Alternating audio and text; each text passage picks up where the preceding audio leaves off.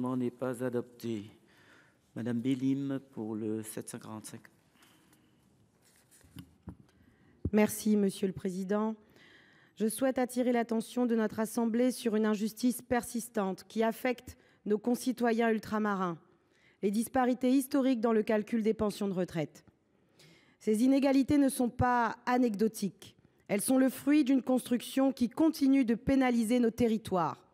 Et je prendrai l'exemple de La Réunion. Le SMIC n'a été aligné sur le montant national qu'en 1996. Cette différence de traitement a des répercussions directes sur les pensions actuelles de nos retraités. Plus préoccupant encore, le régime des prestations familiales n'a été véritablement appliqué dans les DOM qu'à partir des années 1970, et ce de manière partielle. Jusqu'en 1993, les barèmes appliqués sont restés systématiquement moins avantageux que dans l'Hexagone. La situation est particulièrement critique pour nos artisans et commerçants ultramarins, du fait d'un régime de cotisation spécifique qui, lui, a perduré jusqu'en 2000. Nombre d'entre eux ne peuvent justifier que de 33 années de cotisation, là où leurs homologues hexagonaux peuvent en comptabiliser jusqu'à 43.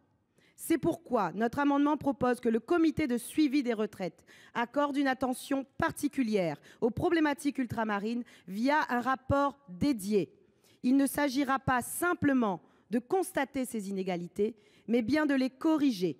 Et j'ai envie de croire que notre République ne peut se satisfaire de ces disparités qui touchent nos concitoyens ultramarins jusque dans leur retraite. Je vous remercie. Merci. Quel est l'avis de la commission? Merci, Monsieur le Président. Alors, le comité de suivi des retraites est tenu de rendre annuellement un avis annuel et public qui s'appuie sur les documents du Conseil d'orientation des retraites, appelé le COR, afin d'analyser la situation économique et financière des retraités et du système de retraite français. Alors, l'amendement 745 propose d'inclure parmi les sujets un avis comparatif des droits à pension et du niveau des pensions des métropolitains et ultramarins. Alors, je suis défavorable à cet amendement qui va alourdir la charge de ce comité en lui demandant d'analyser la situation des retraités selon leur lieu de vie et de travail, alors que la priorité me semble celle de l'analyse de la soutenabilité de notre système de retraite et de l'évolution du niveau des pensions de tous les retraités. Tous les retraités, ça veut dire aussi ultramarins. Voilà. Et on est quelques-uns assiégés au corps, eh bien, on pensera à leur rappeler qu'ils ne doivent pas vous oublier. Voilà, donc défavorable. Avis du gouvernement, Madame la ministre.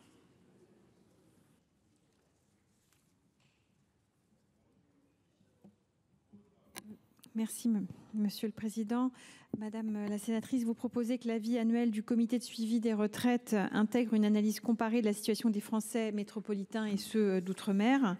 La loi de financement de la sécurité sociale de 2023 prévoit un rapport du COR sur les effets de la réforme et nous avons indiqué au COR précisément que ce rapport devait également détailler les impacts pour les outre-mer. Et donc, pour cette raison, je vous demande de retirer cet amendement, sinon j'y serai défavorable. Madame Conconne.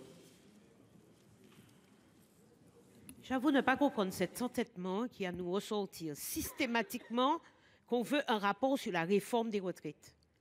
On ne veut pas un rapport sur la réforme des retraites qui est très récente. On veut un rapport de fond pour que l'État puisse constater qu'il y a une disparité énorme compte tenu de notre histoire, ma collègue Bélim vient de vous l'expliquer, et qui fait qu'aujourd'hui, les retraités martiniquais, guyanais, réunionnais, etc., guadeloupéens, ne sont pas traités de la même manière. Il y a des parcours à trous. Il y a une application tardive de la sécurité sociale. On vous demande ça depuis 1 an et demi. Olivier Dussopt, dans ce même hémicycle, la main sur le cœur, nous l'a promis.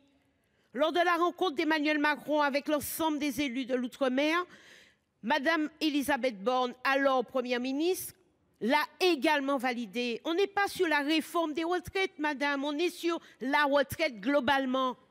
Il y a des trous dans la raquette. Il y a des disparités d'application. Il faut 1 an pour monter un dossier de retraite en Martinique. 1 an. Tellement il y a des problèmes et des choses invisibles. Donc vos prédécesseurs avaient pris l'engagement d'aller mettre le nez dans ça. Et on attend toujours. Et on me parle de rapport sur la réforme. Non. Alors vous savez ce qui arrive? Il y a des irritants dans notre société, Madame la ministre. Et ils sont nombreux. Et lorsque nous venons ici vous dire attention, donnez des signaux, faites quelque chose. Un rapport du corps, c'est pas avaler la mer quand même. On nous dit non. Et puis un coup oui. Et puis un coup peut-être. Et puis quand ça commence, excusez-moi l'expression, à péter dans les Outre-mer, là tout le monde accourt. Et là on fait des chèques, on apporte des solutions et on fait tout. Nous sommes en prévention, mais croyez-nous, on est là pour vous dire aidez-nous à régler les problèmes. Aidez vous-même à régler les problèmes. Mais c'est incroyable qu'on puisse être aussi sourd à des demandes simples. Allez mettre le nez dans le problème des retraites et vous verrez le nombre de personnes qui touchent 350 ou 400 euros simplement à cause de ça. Merci, chers collègues. Merci. C'est invivable. Il faut conclure. Madame Bélim. Oui, merci, M. le Président.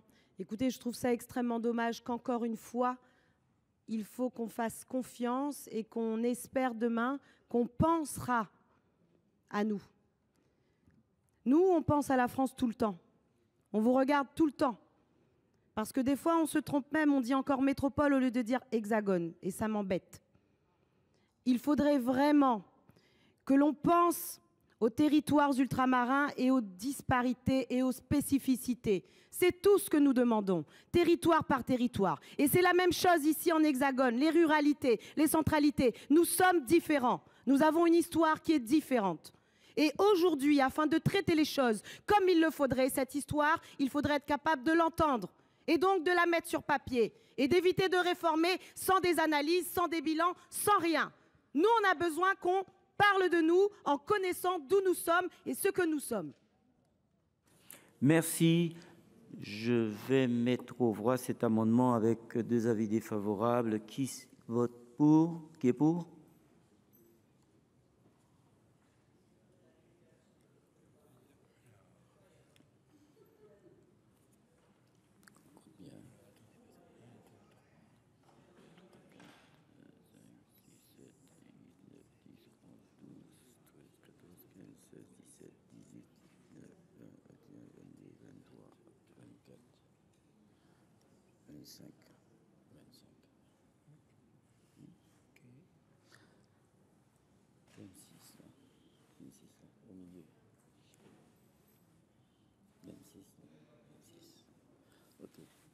Et les deux là, 27, 28.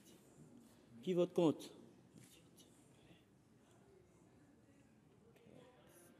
4, 5, 6, 7, 8, 9, 10, 12, 13, 14, 15, 16, 17, 18, 19, 20, 21, 22, 23.